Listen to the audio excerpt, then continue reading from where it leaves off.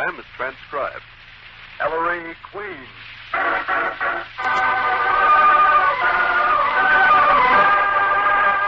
In the interest of a safer American home, a happier American community, a more united state, the American Broadcasting Company and its affiliated stations bring you Ellery Queen. I dedicate this program to the fight against crime. Not only crimes of violence and crimes of dishonesty, but also crimes of intolerance, discrimination, and bad citizenship. Crimes against America.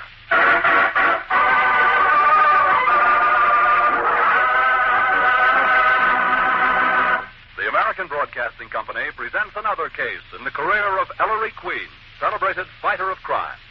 As usual, Ellery invites you to match wits with him as he relates the mystery. And before revealing the solution, he gives you a chance to solve it.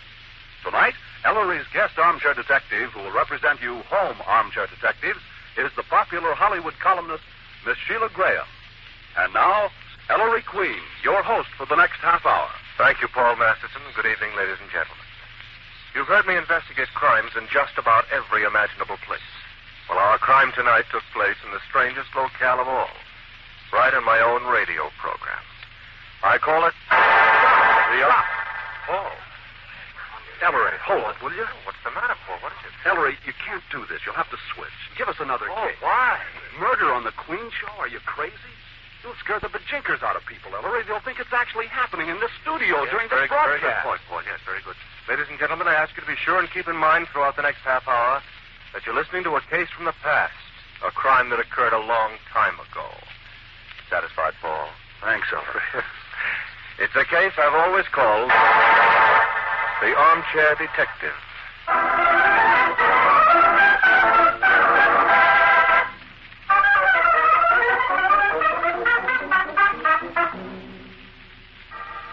Veteran Queen fans will recall that in the early days of our radio show, as today, I invited some well-known person to come to the studio and sit in the guest detective's armchair.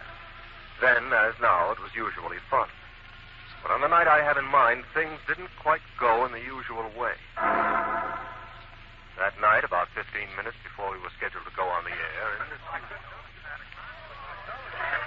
Everybody got the cuts? I think so. Still, how are we on time? We'll have to pick up 15 seconds, Ellery. Oh, Go on, catch that Silverback again. All right, coming then. Who is it tonight? Dr. Monty McKing. Who? You know, the college professor who has his own radio show. McKing's English. Oh. Correct English crusader. That's right. Better brush up on my grammar. After you, Nicky. Thank you. Here's Miss Porter again. Dr. McKing, Ellery Queen in the body. How do you do, sir? I'm almost afraid to answer, Dr. McKing. I might hang a participle or something. Darling. Oh, Rosemary, I'm sorry. My dear, may I present Mr. Ellery Queen.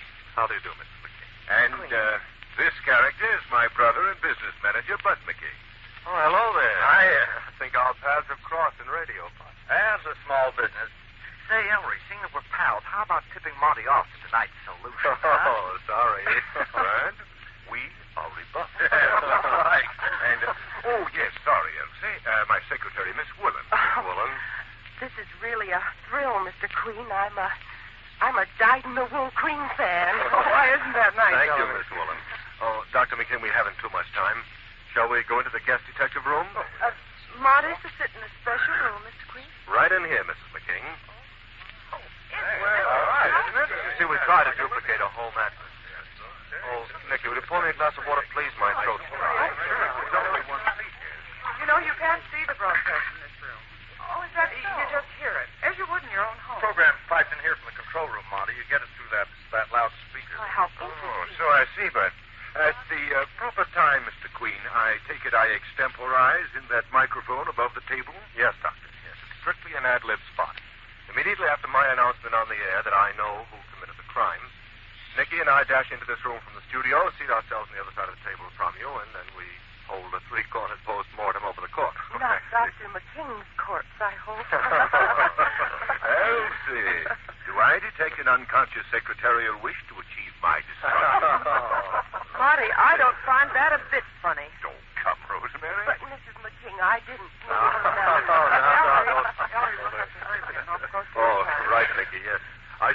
no one's allowed in this room but our guest of the evening. So, Nicky, if you'll show the rest of Dr. McKean's party into the client's booth. Oh, certainly. This I thought you were taking Good luck, Now, if you get thirsty during the broadcast, Doctor, here's a pitcher of water right on the table. Oh, yes, thank you. Oh, Phil. Yes, Ellery? How about a quick level? Whenever he's ready. Uh-huh. All right, if you'll be seated, Dr. McKing. Yes, thank you, and say something into the mic. Anything at all. Just the voice level, sir.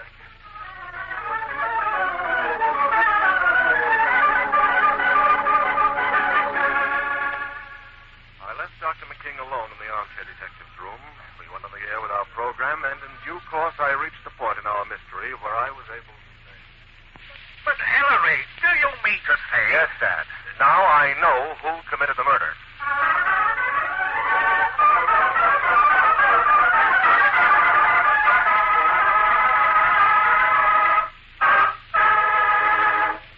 Nicky and I hurried to the Armchair Detective's room as usual. There was Dr. McKing, a little nervous, but otherwise himself. I said into the table, And there, ladies and gentlemen, you have the mystery. Now, let's see what our guest Armchair Detective has to say. Nicky? And tonight, ladies and gentlemen, our guest is the famous Dr. Monty McKing, founder and leading light of that popular radio program, McKing's English. All I can think of at this moment, Dr. McKing, is McQueen's ignorance. You're too modest, Ellery. You're not the worst offender by any means. Oh, you're sometimes guilty of ellipses. Is that bad, Doctor? But you usually avoid committing such truly foul crimes against our mother tongue as needless variants, irrelevant allusions, pleonasms, periphrasy. Surrender. But to get away from the English language and how not to use it, Dr. McKing, I hear you're famous in a different sphere altogether. Yes. You're said to be able to whip up a mean bouillabaisse, Doctor. Oh, yes, Nicky. I am an enthusiastic amateur chef. Doesn't your wife resent it? On the contrary, Nicky, Mrs. McKing is only too happy to leave the solution of our household's culinary mysteries to me. Ah, talking about solving mysteries, Dr. McKing. Oh, dear. I find that drought has suddenly attacked my vocal cords. Simple, we'll irrigate them. Nicky, will you oblige? I'm way ahead of you, Ellery. Here you are, Dr. McKing. A nice wet glass of water. Spoiled. Thank you. Now, as soon as you're through oiling your larynx, Doctor, suppose you tell us who committed the murder in the police commissioner's office. Oh, what's the... don't let the water glass worry you, Doctor. Who committed the murder... Ellery, he's... Too nervous to speak, eh, Dr. McKing? Well, it happens to the best of us. In just a moment, I'll give the solution to tonight's mystery, but first...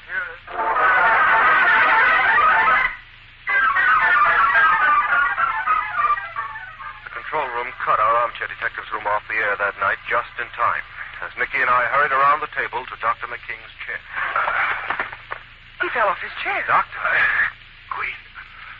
Queen, I poisoned. Poison? By what, Dr. McKing? What's that? Search Rosemary. Doctor? Search Rosemary. That's his wife. Dr. McKing. Ellery, call a doctor. For what, Nicky? Ellery, what's going on in here? What's happened to your guest? Hey. Dead, Phil. Dead? But we're still on the air. Nicky, the poison is in that glass of water McKing just drank. Our water? From the pitcher? Pitcher's loaded with it, too. Smell this, Phil. Huh? Oh, what am I doing? Ellery, for the love of Mike, we're still on. You've got to finish the show. Solve the murder. Yes, solve the murder. Phil, have this room guarded till we're off the air. Nicky? Yes, Ellery. Back to the mic.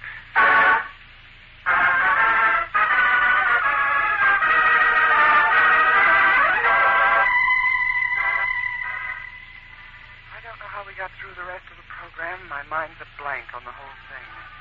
But the minute we went off the air that evening, Ellery hurried back to the guest room to solve a very different kind of murder.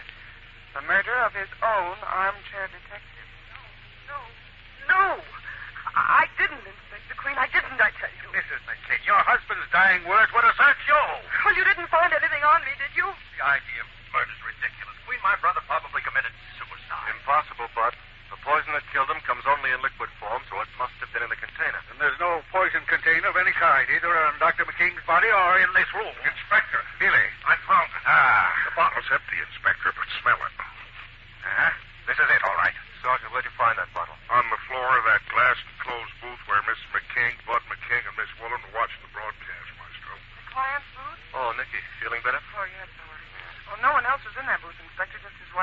his secretary. Sort of simplifies it. Ellery, you sure the water in this picture was okay when the McKing party first came in here with you and Nicky?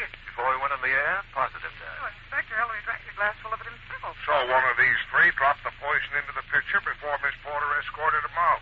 Disposed of the empty bottle in the booth. Afraid we forced the poisonous hand, Nicky, by sending him into that booth. Mrs. McKing, it looked as if your husband had noticed you fooling around with that picture. If Marty had seen me drop poison into the water, would he have drunk any of it? Rosemary's got a point there, Inspector. He probably didn't get the significance of what he'd seen until he realized he was poisoned. But when he does realize it, he says to search you for the bottle. But why should I murder Marty? I loved my husband. I loved him dearly. Life won't be the same. I'll say it won't. Miss Woolen. What did you say? Oh, nothing. Nothing. What did you mean, Miss Waller? Yes, go on, Elsie. Say it. All right, I will. Dr. McKing was the kindest husband in the world to her. And all she cared about was money. Money for clothes, furs, and jewelry. And when he had to close down her charge account, she poisoned him. Out of revenge. Huh, Miss Woolen? No, for his estate. His will leaves everything to her. That's why Mrs. McKing poisoned him. For his money. Well, Mrs. McKing? What can I say, Mr. Queen, that I'm innocent? I've already told you that a dozen times. True, I've been extravagant, and I was angry when Marty clamped down on me, but commit murder for money? The man I loved? Ellery, come out with me a minute. Oh, yes, Dad. Shut the door. Well, shut it. It's shut, Dad. Oh. Well, these blamed radio doors. What do you think, son? I don't know. King did put the finger on his wife. Well, it may have been no more than a stab in the dark, Dad. Certainly not enough to hold her on. I think I'll send her home. Have Beely Gumshoe the house on the QT. Might send Nicky home with her, too. Good idea, Dad. She could snoop out information where they wouldn't give us the time of day. Blast it. Sure, but what? Dad, ever since McKing said search Rosemary, I've had the weirdest feeling That he meant something else? I don't know. I had the feeling there's a clue. A clue I've missed or forgotten. A clue that ties in with McKing's dying words. Maybe something that happened during a... Of course. You've got it? No, Dad. No, but I know where I can get it. Talk sense, son. Well, they always make recordings for the Queen shows, Dad. Now, you go ahead with your plans. I'm going to take a recording of tonight's show home and play it back. All night, if necessary. To spot that... whatever it is.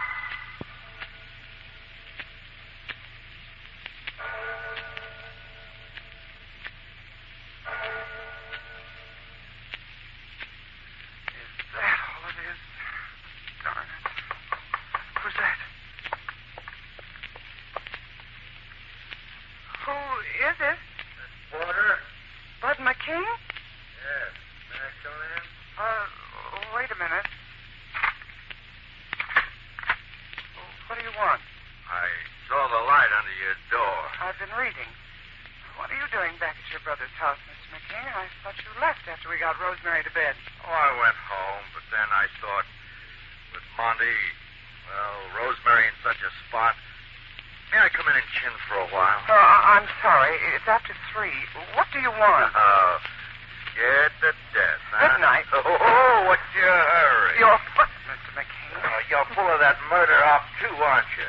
Has he made you afraid of me? Please take your foot away. I want to go to bed. Don't think Ellery's pulling the wool over my eyes. You're a spy. He planted you here. Let go of the door! Monty wasn't murdered. It was suicide. You've been drinking. Get out. I know what you think, that I'm in love with Rosemary, that I killed my brother to get his wife. If you don't go Well, away... it's a lie. There's never been a thing between Rosemary and me. Not a thing.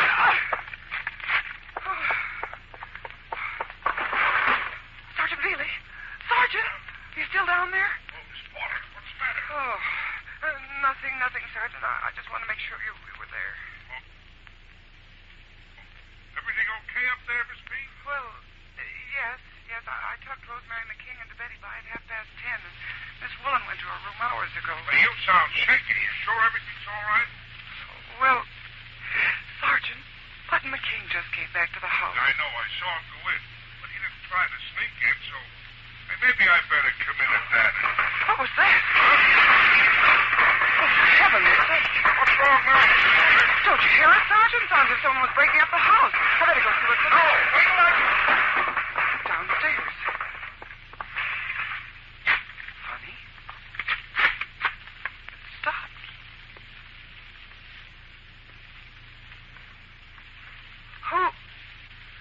Who's that downstairs?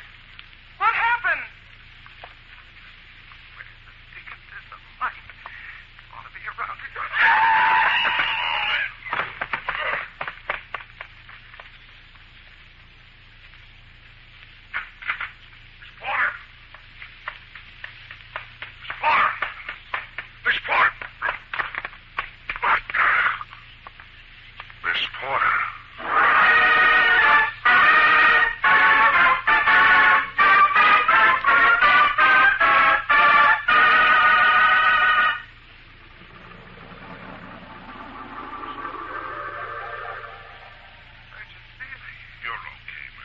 Inspector's here. He just came.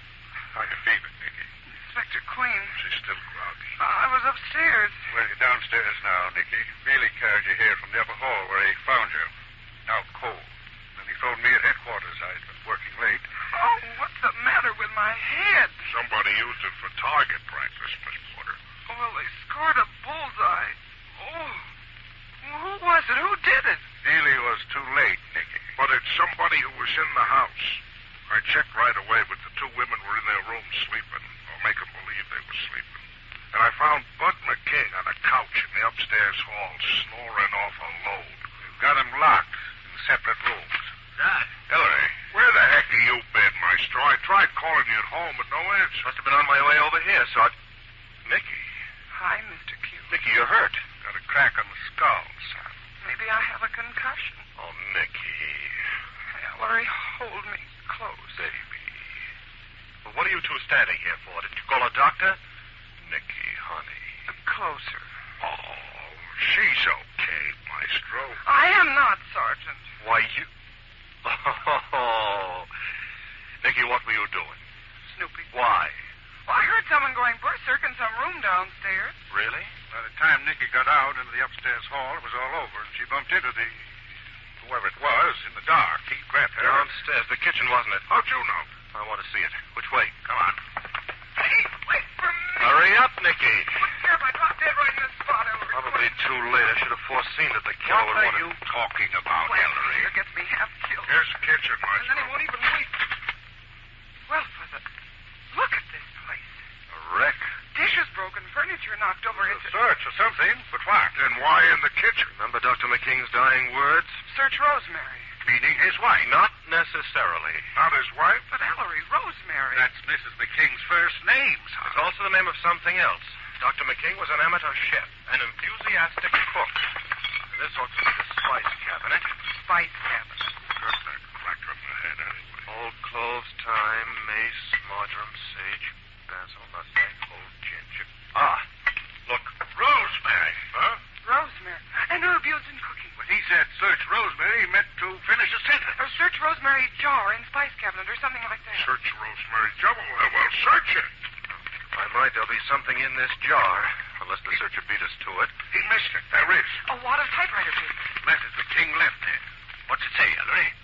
Oh, dated 10 days ago. Due to a recent disturbing episode, I am writing this note as a precaution. It If anyone finds it, I'm the only one who uses the spice cabinet, so it is safe against accidental discovery.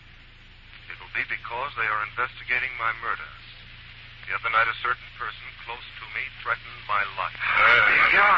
I was inclined to at first dismiss it as hysteria. Now I am not so sure. If anything happens to me, the person who threatened to kill me was... Oh, Ellery. Come on, Maestro. Elsie Woolen, my secretary. Signed Monty McKing. Billy, get that Woolen girl down here.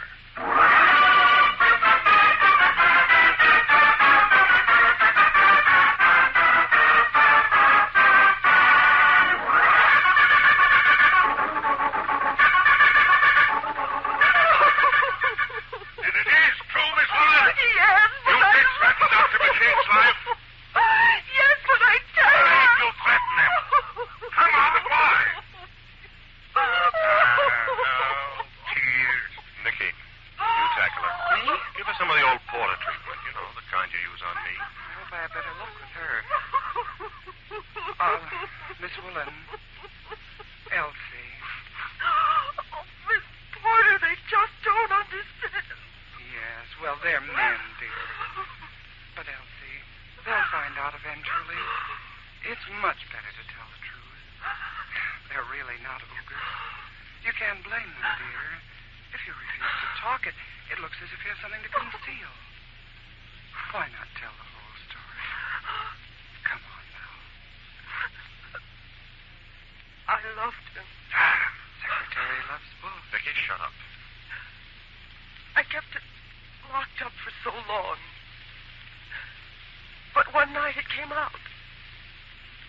Monty told me he loved his wife. I guess I said some foolish things. But I didn't poison him last night. I didn't. You can't prove I did because I didn't. Try to prove it. Go ahead, try. All right, Billy. She's not going anywhere.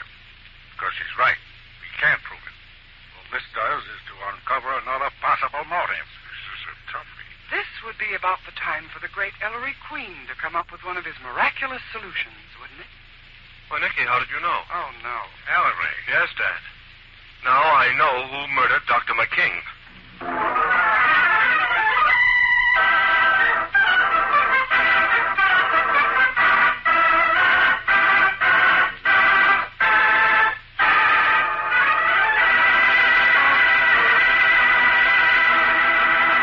And there, ladies and gentlemen, you have the mystery. Now, suppose you home armchair detectives and our guest in the studio compare solutions. Nicky? Ellery, I'm happy to introduce the charming proprietress of one of Hollywood's most popular syndicated columns, Miss Sheila Graham. Good evening, Miss Graham, and welcome to the armchair.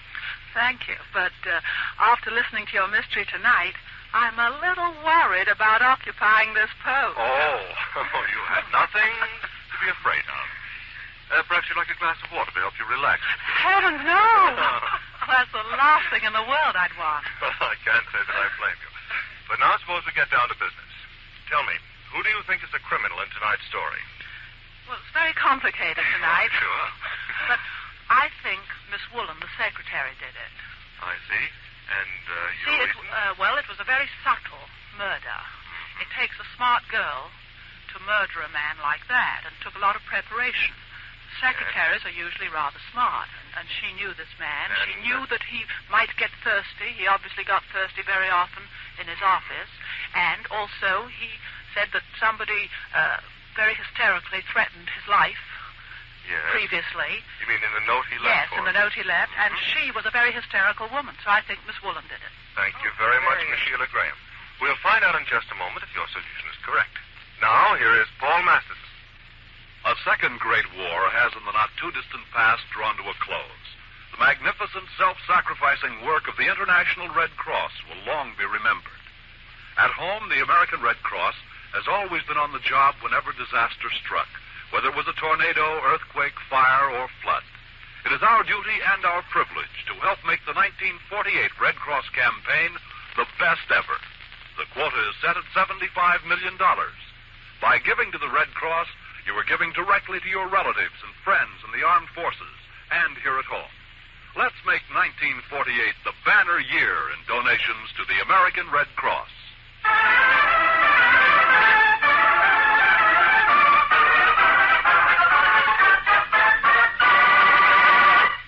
I don't care. I don't want to hear it. He's just too smart. Always knows the answer to mysteries. Well, I want to hear it. Nicky, pipe down. What have you got, Ellery? Swelled head. Nicky. It's all right, Dad. It's that crack on the skull. Well, now, what was Dr. Monty McKing's profession? What was he most famous for? His radio program. The King's English. Authority on the correct usage of the English language. Then let's take another look at that note we just found in the rosemary jar. I quote, "Due to a recent disturbing episode, I am writing," and so forth. Something wrong there, Maestro? Well, Sergeant, due to in that sentence is hopelessly incorrect. Oh, it is, huh? It should read because of a recent disturbance.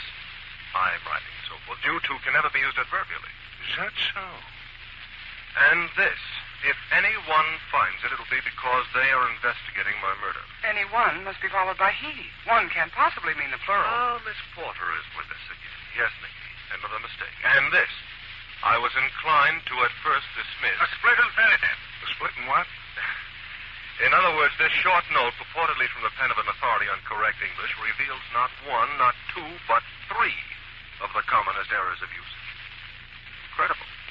Conclusion, Dr. McKing did not write the note. It's a phony. I mean a forgery. And since the note was not written by Dr. McKing, it was not left in the rosemary jar by Dr. McKing either.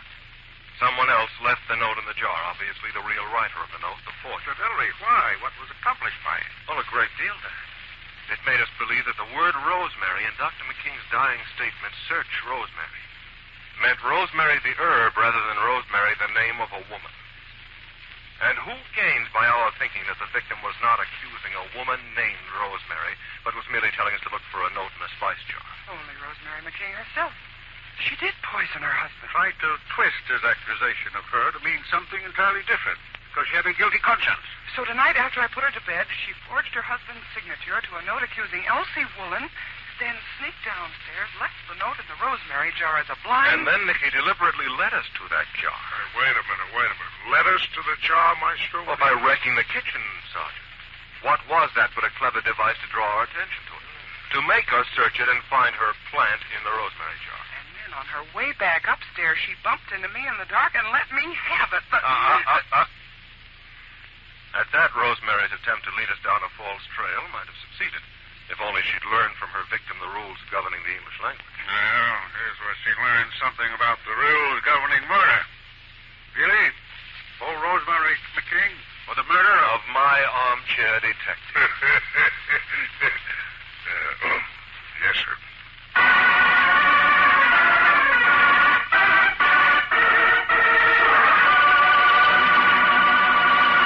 And there, ladies and gentlemen, you have the solution to our mystery. Thank you again, Miss Sheila Graham, for serving as our guest armchair detective this evening. As mementos of the occasion, I have for you a copy of my latest mystery anthology, The Queen's Awards, 1947, and a subscription to Ellery Queen's Mystery Magazine. Ah, Paul. Feeling all right? Well, I guess we're okay. There have been no calls yet asking if our armchair detective's really been knocked off. And what are you worried about? Among other things, Ellery, next week. And never mind about next week. What's the matter, Nicky? What gives next week that it darkens the fair brow and brings lightning into those beauteous orbs? Why, Paul. Well, it's nothing, Nicky. I guess you bring out the poet in me. Oh. Nicky. Remember me? Go away. Not you, Nicky. Yes, I remember you, Ellery Q. I remember that female, too. What female? Nicky's referring to next week's problem, Paul. I'll say she was a problem. What was her... I mean, its name, Ellery. Well, you were right the first time, Paul. I call her... it. The farmer's daughter.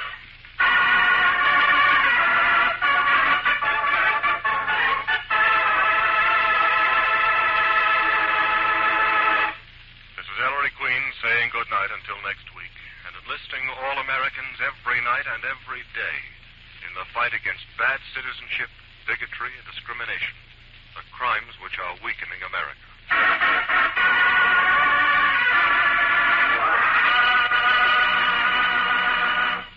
All names used on this program are fictitious and do not refer to real people, either living or dead.